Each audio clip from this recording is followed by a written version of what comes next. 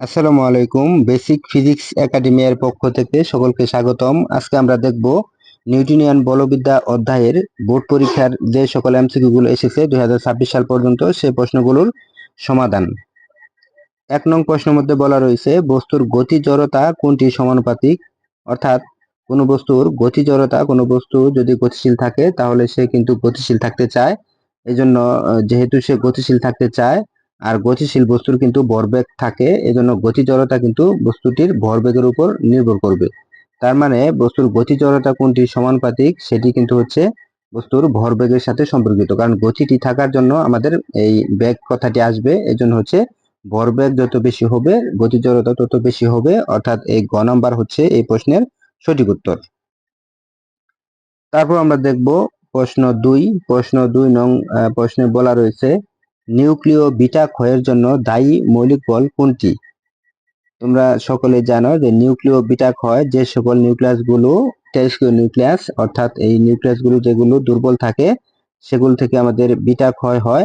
অর্থাৎ এই নিউক্লিয় বিটা ক্ষয়ের জন্য দায়ী মৌলিক বল কোনটি। আমরা জানি যে দুর্বল নিউক্লিয় বল হচ্ছে বিটা ক্ষয়ের জন্য দায়ী। এই জন্য আমরা অপশনগুলোর মধ্যে যদি দেখি তাহলে দুর্বল নিউক্লিয় বল, এই দুর্বল নিউক্লিয় বলের জন্য কিন্তু বিটা রশ্মি নির্গমন হয়, অর্থাৎ এক্ষেত্রে এই ঘ হচ্ছে এই প্রশ্নের সঠিক উত্তর। তারপর আমরা দেখব প্রশ্ন 3 এ বলা রয়েছে দুর্বল নিউক্লিয় বলের জন্য দায়ী কোন কণা। এটি তোমরা কিছুক্ষণ আগেই দেখেছো যে 2 নং প্রশ্ন ছিল দুর্বল নিউক্লিয় বলের জন্য দায়ী কোন কণা। দুর্বল নিউক্লিয় বলের জন্য দায়ী কিন্তু হচ্ছে বিটা কণা।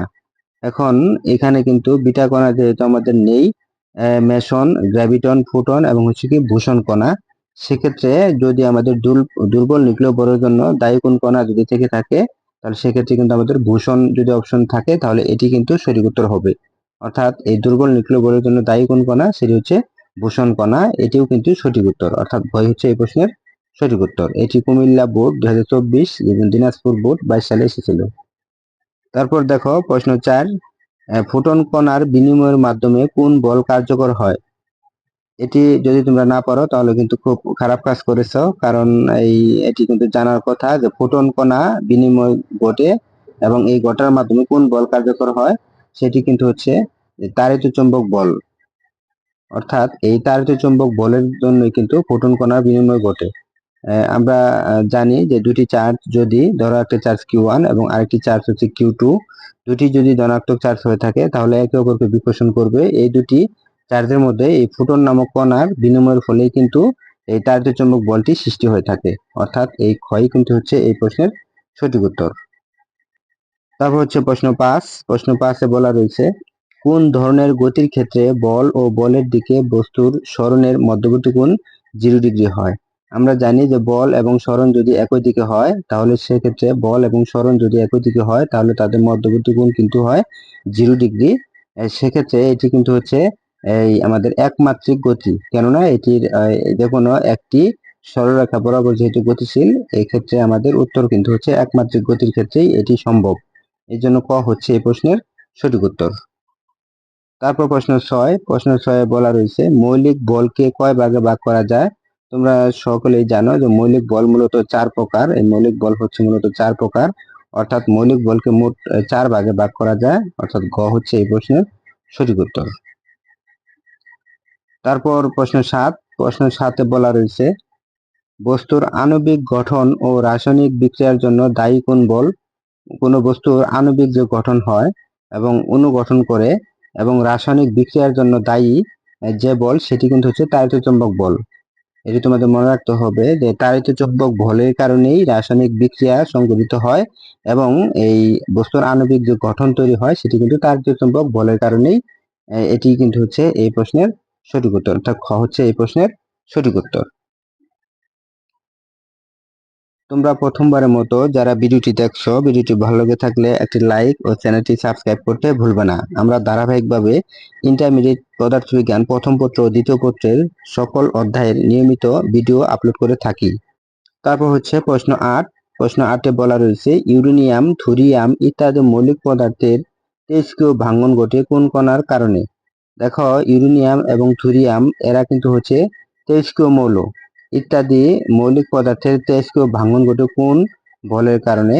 তেজস্ক্রিয় বল, দুর্বল নিউক্লিয় বল, তাড়িতচুম্বক বল, সবল নিউক্লিয় বল, এটি কিন্তু হচ্ছে দুর্বল নিউক্লিয় বল। কারণ আমরা জানি যে সকল নিউক্লিয়াস গুলো আকারে বড় এবং হচ্ছে এই তেজস্ক্রিয় নিউক্লিয়াস, সেই তেজস্ক্রিয় নিউক্লিয়াস গুলো থেকে নিউক্লিয়াসগুলোর ভাঙ্গন ঘটে সেখান থেকে আমাদের এই আলফা এবং বিটা এবং হচ্ছে গামা রশ্মি নির্গমন ঘটে।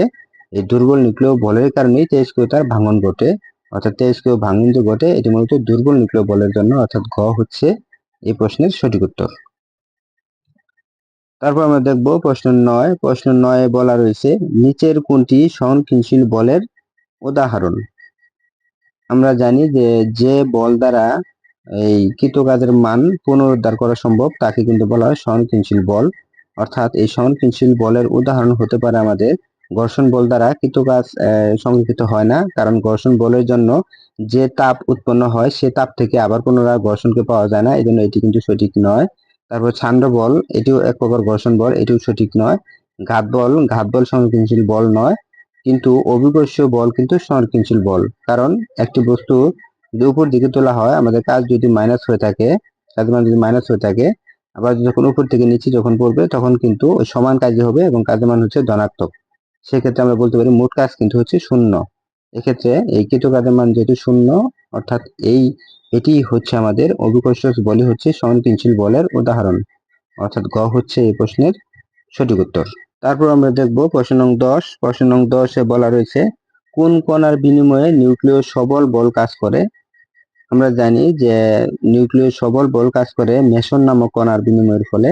এখানে ফোটন হবে না, বোসন হবে না, গ্র্যাভিটন হবে না, সেক্ষেত্রে এটি হচ্ছে মেসন কণার জন্যই সবল নিউক্লিয় বল কাজ করে, অর্থাৎ এটি হচ্ছে এই প্রশ্নের সঠিক উত্তর। এবং গ্র্যাভিটন কণার বিনিময়ের ফলে আমাদের মহাকর্ষীয় বল কাজ করে, এবং ফোটন কণার বিনিময়ের ফলে আমাদের এই তাড়িতচুম্বক বল কাজ করে, এবং বোসন হচ্ছে আমাদের দুর্বল নিউক্লিয় বলের ফলেও বোসন কণা কাজ করে, অর্থাৎ সবল নিউক্লিয় বলের জন্য হচ্ছে মেসন।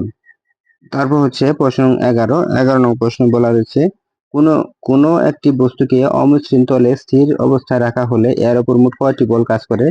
ধরে নাও এটি একটি অমসৃণ তলের উপর একটি বস্তুকে যদি আমরা রেখে দিই, তাহলে বস্তুটির ওজন নিচ দিকে কাজ করবে এবং এই ওজনের সমান প্রতিক্রিয়া কিন্তু উপর দিকে কাজ করবে, সেক্ষেত্রে কিন্তু আমাদের দুটি বলই কাজ করবে, অর্থাৎ এই খ হচ্ছে এই প্রশ্নের সঠিক উত্তর। তারপর প্রশ্ন 12 নং প্রশ্নে বলা রয়েছে তিনটি সমমানের বল একটি বিন্দুতে ক্রিয়া করে সাম্যাবস্থার সৃষ্টি করলে তাদের অন্তর্ভুক্ত কোণের অনুপাত কত? দেখো, তিনটি বল যদি আমাদের সাম্যাবস্থা সৃষ্টি করে, তাহলে ধরে নিলাম এটি তিনটি বল, অবশ্যই তিনটি বল যদি সাম্যাবস্থা সৃষ্টি করে তাহলে অবশ্যই তাদেরকে 120 ডিগ্রি কোণে তিনটি বলকে ক্রিয়া করতে হবে। এটা হচ্ছে 120 ডিগ্রি কোণে এবং এটাও কিন্তু হচ্ছে 120 ডিগ্রি কোণে। তাহলে তিনটি সমমানের বল একটি বিন্দুতে সাম্যাবস্থা সৃষ্টি করতে গেলে অবশ্যই 120 ডিগ্রি কোণে ক্রিয়া করতে হবে, অর্থাৎ এই ঘ নাম্বার হচ্ছে এই প্রশ্নের সঠিক উত্তর। তারপর হচ্ছে 13 নং প্রশ্ন বলা রয়েছে নিচের বলগুলোর মধ্যে কোনটি সবচেয়ে শক্তিশালী বল? দুর্বল নিউক্লিয় বল শক্তিশালী নয়, সবল নিউক্লিয় বল সবচেয়ে শক্তিশালী। মহাকর্ষ বল, তাড়িতচুম্বক বল, এই সবল নিউক্লিয় বল হচ্ছে এই চারটি বলগুলোর মধ্যে সবচেয়ে শক্তিশালী।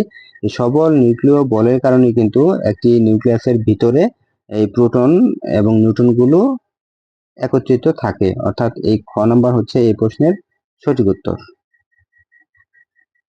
তারপর প্রশ্ন 14 নং প্রশ্নে বলা রয়েছে সাইকেলের বেগ ও চাকার ঘর্ষণের মধ্যবর্তী কোণ কত? সাইকেলের বেগ যদি এদিকে হয় তাহলে চাকার ঘর্ষণ আমাদের বিপরীত দিকে কাজ করবে, সেক্ষেত্রে কোণ কিন্তু হচ্ছে এক সরল কোণ বা 180 ডিগ্রি, অর্থাৎ এই গ হচ্ছে এই প্রশ্নের সঠিক উত্তর। তোমরা প্রথমবারের মতো যারা ভিডিওটি দেখছো, ভিডিওটি ভালো লেগে থাকলে একটি লাইক ও চ্যানেলটি সাবস্ক্রাইব করতে ভুলবে না। আমরা ধারাবাহিকভাবে ইন্টারমিডিয়েট পদার্থবিজ্ঞানের প্রথম পত্র ও দ্বিতীয় পত্র সমস্ত অধ্যায়ের বোর্ড এমসিকিউ গুলো নিয়মিত সমাধান করে থাকি। ধন্যবাদ। তারপর হচ্ছে প্রশ্ন 15 নং প্রশ্নে বলা রয়েছে 23Q ক্ষয়ের বেলায় কোন বল ক্রিয়াশীল? 23Q ক্ষয় যখন হয় তখন দুর্বল নিউক্লিয় বল ক্রিয়া করে, তাহলে আমরা দেখতে পাচ্ছি যে দুর্বল নিউক্লিয় বল হচ্ছে আমাদের এই গ নম্বর অপশনে, এটি হচ্ছে এই প্রশ্নের সঠিক উত্তর।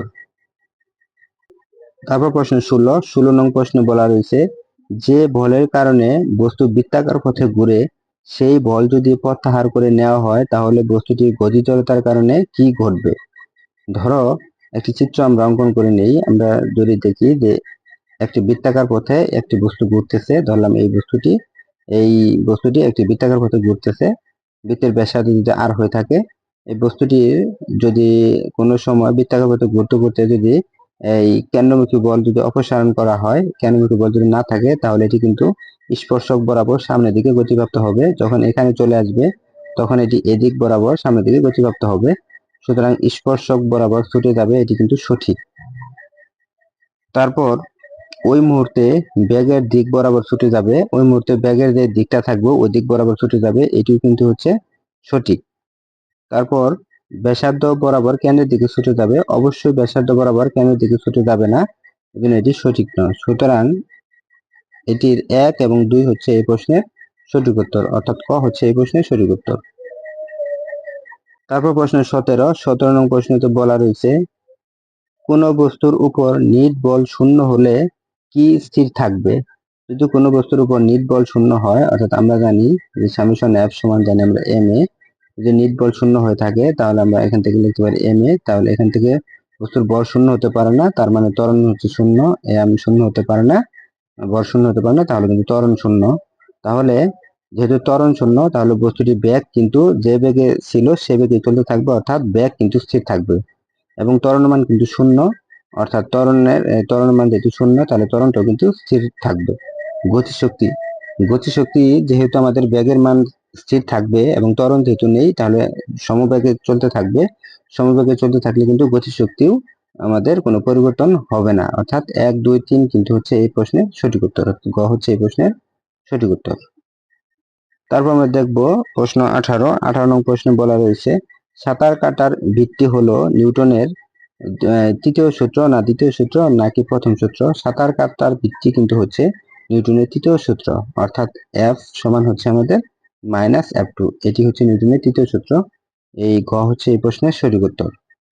তারপর আমরা দেখব প্রশ্ন 19 নং প্রশ্নে বলা রয়েছে ঘড়ির কাঁটার গতি কোন গতির উদাহরণ? আমরা জানি যে ঘড়ির কাঁটার যে গতি এটি কিন্তু হচ্ছে পর্যাবৃত্ত গতির উদাহরণ, কেননা ঘড়ির ধরে নাও যে ঘড়ির এই কাঁটাটি সেকেন্ডের কাঁটা, এটা যদি আমাদের সেকেন্ডের কাঁটা যদি হয়ে থাকে, সেকেন্ডের কাঁটাটি কিন্তু এখানে 12-র গড়কে প্রতি 60 সেকেন্ড পর পর কিন্তু এই সেকেন্ডের কাঁটাটি এই 12কে অতিক্রম করবে, অর্থাৎ বারবার একই দিক থেকে কিন্তু একটি নির্দিষ্ট সময় পর পর অতিক্রম করবে। এই জন্য ঘড়ির কাঁটার গতি হচ্ছে পর্যাবৃত্ত গতি।